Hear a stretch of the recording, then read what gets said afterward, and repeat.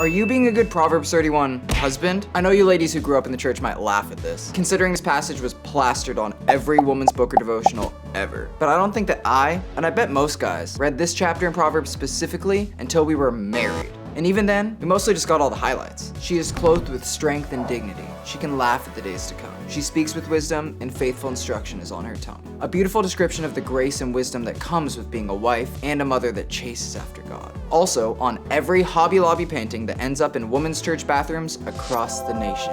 Proverbs 31 details a beautiful picture of the ideal that every wife, mother, and woman should strive for in all areas of her life. Unfortunately, when husbands do finally read it in a marriage class or counseling, they usually just use it to poke at their wife for things they want them to do. She gets up while it is still night, and she provides food for her family. Listen, ladies, don't fight me, take this up with Jesus. But there are some clear descriptions in this chapter about what this perfect wife's husband should look like too. And it's a strong, independent, load-bearing provider. No, it says the heart of her husband trusts in her, and he will have no lack in gain. Unfortunately for a lot of guys that grew up in the church these days, we focused a lot on being a strong leader and making sure that we can keep a roof over our head or a pantry stocked with Go-Gurts and Takis, but we didn't focus on knowing and trusting our wives, and we expect them to act like a Christian Mary Poppins around the house. And the point gets rammed in at the end of the chapter too. We love to read verse 30 and apply it to how great the wife is, but we forget who's saying these words in this verse. In verse 28, it tells us her husband is the one that praises her with these words. Being a husband, a father, and a follower of Jesus is hard, and sometimes it can feel like banging your head against the wall trying to provide and constantly missing all the subtle cues that your wife is giving you.